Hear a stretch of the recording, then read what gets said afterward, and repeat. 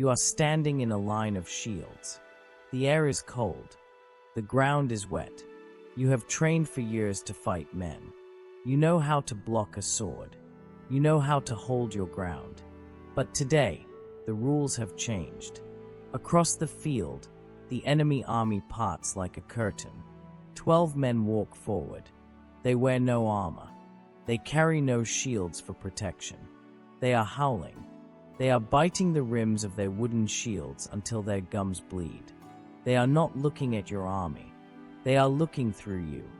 You realize, in this moment, that you are not about to fight soldiers. You are about to face weapons. This is the story of the berserker. Not the myth you know, but the dark, documented truth of a warrior class that society created, used, and then desperately tried to forget. Stay with us till the end for valuable insights.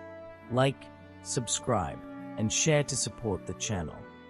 King Harold Fairhair did not keep these men at his side for advice. He did not ask them for strategy. He did not want their opinions on law or land. He kept them for one reason. They were his edge. They were the breaking point of every enemy line he ever faced. In the 9th century, building a kingdom in the north was not about diplomacy. It was about sheer, overwhelming force. Imagine you are a king. You have an army of brave men. But bravery has a limit. Every man, no matter how strong, has a survival instinct. When the wall of spears is too thick, the average man slows down. He hesitates. He thinks about his home. He thinks about his life. Harold Fairhair needed men who had killed that instinct. He needed the berserkers. These 12 men were his personal guard. They stood in the very front rank. They were the first thing the enemy saw, and the last thing many ever heard. History often paints them as random madmen. We imagine them as people who simply lost their minds in the heat of battle. But the records tell a different story. They were a distinct class. They had a role. They had a purpose. When Harold Fairhair aimed them at an enemy, it was like firing a shot. They did not move like a formation.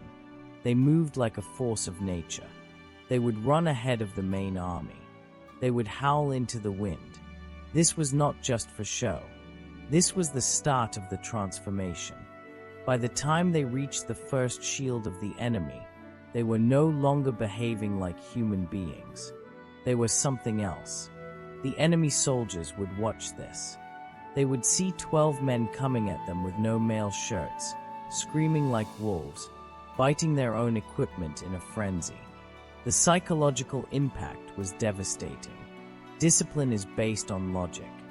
You stand your ground because you believe the man next to you will do the same. But when you face something that does not care about pain, something that does not flinch at a spear, logic fails. Harold Fairhair knew this calculation perfectly. He used the terror as much as he used the iron. These men were his elite. They were the berserkers, the bear shirts. They were the men who had crossed the boundary of ordinary human behavior. And once that boundary is crossed, there is no going back. You are looking at the birth of a legend, but for the men standing in that shield wall, it was the end of their world. You are standing in the cold mud of the camp. The battle has not yet begun. The sun is a pale coin in a gray sky. You look toward the front of the line. You see them. They are not talking. They are not checking their boots or sharpening their blades like the other men. They are standing still, but they are not calm. A low sound begins. It is a hum at first. It vibrates in your own chest. Then, it grows. It becomes a growl. It is the sound a predator makes before it strikes. You realize this is not a human noise. This is the start of the berserker gang, the going berserk. This is the ritual. One man steps forward. He is tall. He wears the skin of a bear over his shoulders. His eyes are wide, but they do not see you. He is looking at something inside his own head. He raises his wooden shield.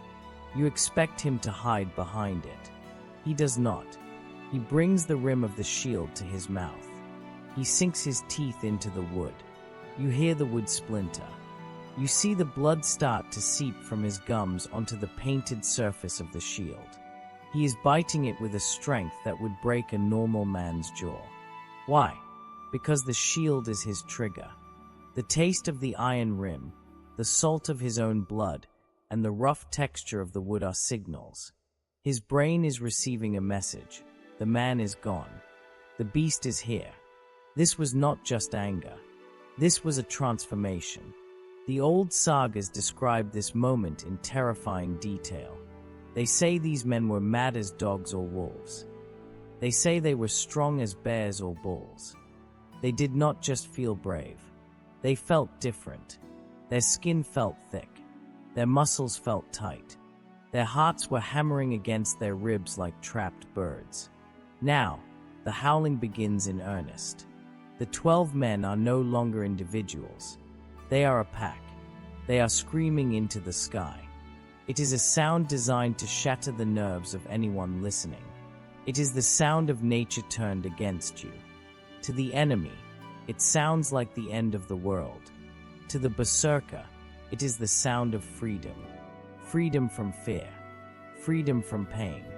Imagine the sensation. You no longer feel the biting wind on your bare skin. You no longer feel the weight of your own body. You are vibrating. Your hands are shaking. Your teeth are chattering. This is the onset. It is visible. It has a shape. Men who knew berserkers learned to recognize these signs. They knew that once the shaking started, the man was leaving. This ritual served a dark purpose. It was a doorway. You cannot simply walk into a massacre and remain yourself.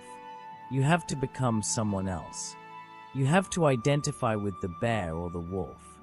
By wearing the pelt and performing the ritual, the berserker was shedding his humanity. He was putting on a shirt of rage. The animal identities, the berserker, bear shirt, and the Ulfhedna, wolf coat, were not just names. They were roles. They were masks. When you put on the mask, you are no longer responsible for what happens next. The blood on the shield is just the beginning. The ritual is complete. The doorway is open. And through that door, something is coming that does not know how to stop. For centuries, people looked at the berserker and saw a mystery. They looked for a simple answer. They wanted a magic pill. In the 19th century, historians proposed a theory that never quite died: the mushroom, the Amanita muscaria, the red and white fungus that makes men see ghosts and lose their balance.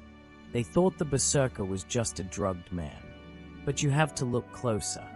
You have to look at the evidence. A man on hallucinogens is not a weapon. He is a liability. He is confused. He is dizzy. He cannot hold a line. He cannot recognize his friends. The berserker state was different. It was targeted. It was controlled. It was a skill. You are not watching a man lose his mind. You are watching a man deploy a technique. Recent history points towards something much darker and more impressive than drugs. It points toward ritual conditioning. It points toward the mind being trained to break the body. Think about how you breathe when you are scared. Your breath is shallow. Your heart is fast. Now, imagine taking that feeling and weaponizing it. The training began long before the battle. It was a combination of psychological preparation and physical triggers. It involved deliberate dissociation. This is a word for when the mind leaves the body. You learn to watch yourself from a distance. You are the passenger. The beast is the driver. Then came the breathing. Imagine standing in a circle of men. You are all breathing in a specific, rhythmic way. Deep, fast, hard. This is extreme hyperventilation. You are flooding your blood with oxygen. You are changing your internal chemistry. Your limbs begin to tingle. Your vision narrows. The world becomes a tunnel. This was not an accident. It was practiced. It was a physiological event. It had a beginning, a middle, and an end. The berserkers were practitioners of a lost art. They knew how to trigger the frenzy on command. This is what made them valuable to kings. A madman is a gamble. A trained warrior who can turn into a monster whenever you say go is an asset. But there is a detail most accounts skip. The price. What happens when the fury ends? The sagas tell us.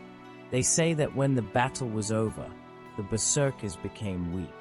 They became drained. They were sometimes unable to function for an entire day. They would collapse in the mud. Their bodies were spent. They had burned a month's worth of energy in a single hour. This collapse is the proof that it wasn't just anger.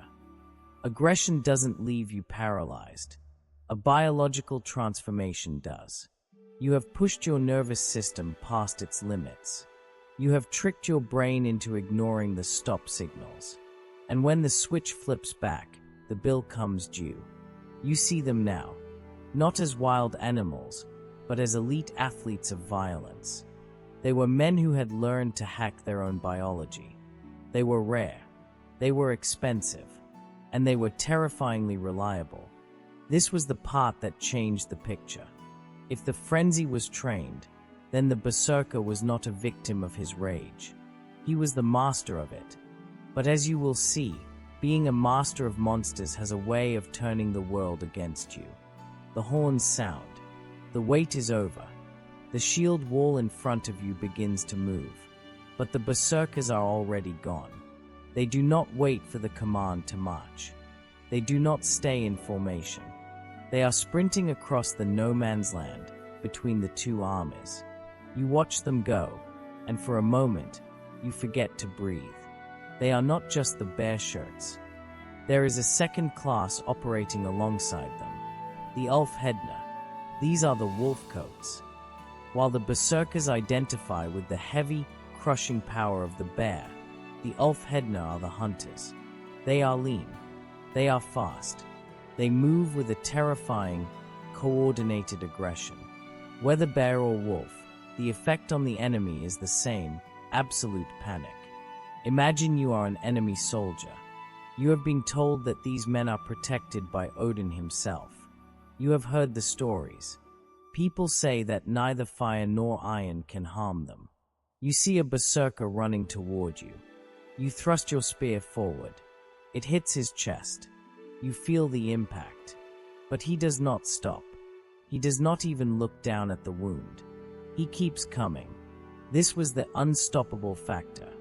Because they were in a state of deep dissociation, a trance, their brains simply did not process pain signals the way yours does.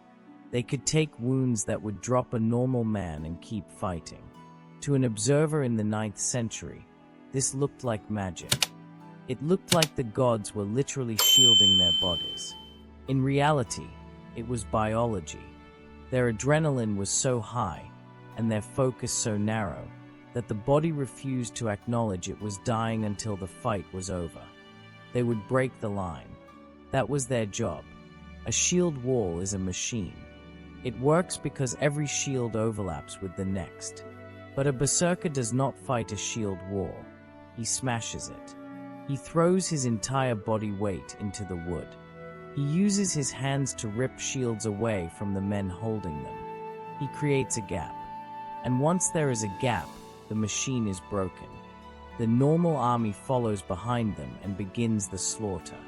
This is why they were so valuable. You could not just hire a berserker. You had to find them. The ability to reliably enter this state, and more importantly, to survive it, was incredibly rare. Think about the strain on the heart.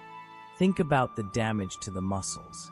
Many men tried to mimic the berserker ritual, but their bodies gave out. Some died of heart failure. Others simply went mad and never came back to their human selves. Because they were rare, they were high status. They were the special forces of the Viking Age. They were paid in gold, in land, and in prestige. They lived in the king's hall. They ate the best meat. They drank the best ale. They were the celebrities of violence. But there is a dark side to being a living weapon. A weapon is useful when there is a war. But what happens when the war ends? What happens when the king no longer needs someone to break a line? You are left with a man who knows how to turn into a beast, living next to farmers, children, and families. The very thing that made them legends on the battlefield was about to make them monsters in the eyes of their own people. The line was broken, but now, the berserkers were standing on the wrong side of it. The world is changing. The old gods are fading. The smell of incense is replacing the smell of blood. You are standing in a church, not a mead hall. The men in power no longer wear bare skins. They wear crosses. They speak of mercy and discipline. And in this new world, there is no room for you. The berserker is no longer a hero. He is a demon. Around 1015 CE, the law moved against the frenzy. It was not a slow change. It was a hammer blow. The Norwegian leaders formally criminalized berserker behavior. To howl, to bite your shield, or to enter the animal state was now a crime. The penalty was not a fine. It was not a prison sentence. It was outlawry. In the Norse world, being an outlaw, an utlagi, was a death sentence without a blade. It meant you were placed outside the law. You lost your land. You lost your name. You ceased to exist in the eyes of society. Any man who saw you in the woods could kill you, and the law would not care. You were a forest goer. You were sent into the trees, away from the fires and the families, to die alone like the animals you once pretended to be. The home gang, the legal jewel that you used to steal wealth, was abolished. The door you used to walk through was slammed shut. The church had a new name for your frenzy. They did not call it a gift from Odin anymore. They called it demonic possession. The bear and the wolf were now symbols of the devil. The hero who killed a berserker in the new stories was no longer a wild warrior. He was a man of God. He was calm. He was restrained. He was everything you were not.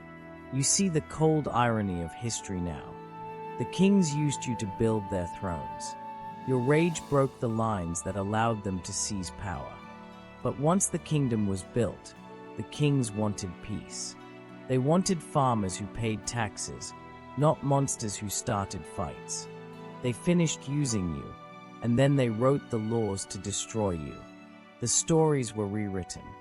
The poets who once praised your courage now wrote about how you were obstacles to be overcome. By the 12th century, the berserker as a living person was gone. He had been erased by the pen and the cross. What remained were the myths, the howl and the shield bite. The world forgot the training. It forgot the ritual. It forgot that the berserker was a creation of the very society that eventually threw him away. You are walking into the deep forest now. The trees are thick. The snow is falling. You look back at the village, at the smoke rising from the chimneys. You realize that you were never a man to them. You were a tool, a weapon, and a weapon is only kept as long as there is a war. The war is over. The silence of the forest is all that is left. History is written by the survivors, and the survivors decided that you were a monster. The answer to what happened to the berserkers is not found on a battlefield. It is found in the law codes and in the silence where the men used to be. They did not vanish because they were defeated. They vanished because they were no longer convenient. If you enjoy dark untold history, subscribe because we uncover what others won't.